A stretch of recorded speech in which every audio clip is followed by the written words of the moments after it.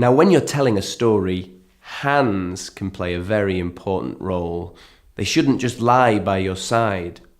I'm going to show you 2 different examples of how you can use your hands to help make the picture of the story even stronger.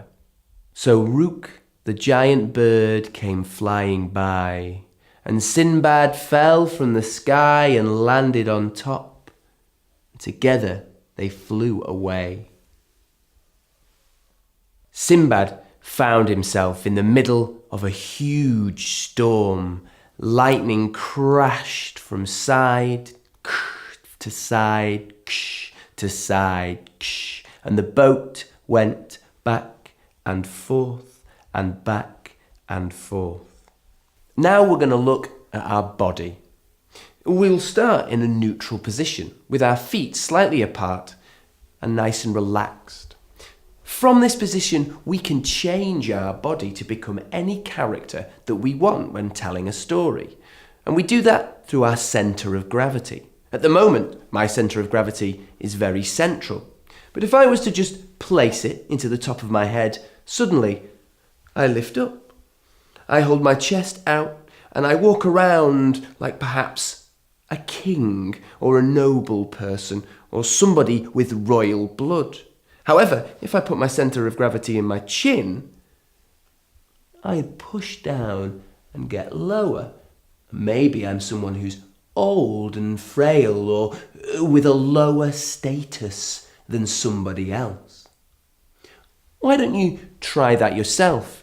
Put your centre of gravity in different parts of your body. Maybe your heart and your chest sticks out. Maybe your forehead and you move forward with purpose. Or maybe your bottom and it sticks out very, very far indeed. Try all those and see how you get on. So now we're going to take a look at body language, but through the story of Sindbad itself. So why don't you make a picture for us of Sindbad carrying his cases through the hot midday sun of Baghdad? Okay, so I would probably pick them up here. Ooh, they're really heavy. So I will go down a bit. Or maybe even better, let me put them down. Maybe even better on my head. So you have to help me a little bit. Okay, I'll help you. Ah, yeah.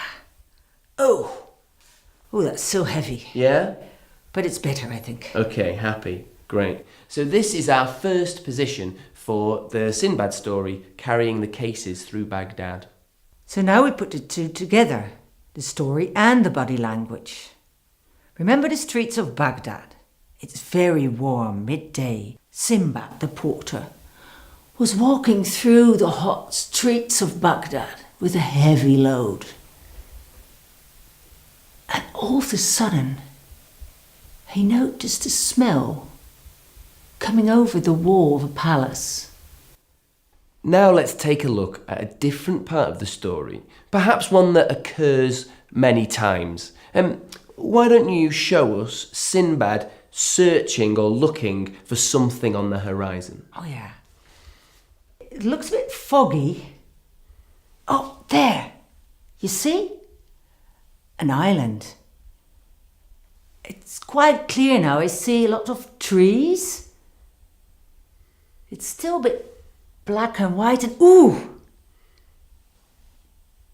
I think it's a volcano erupting.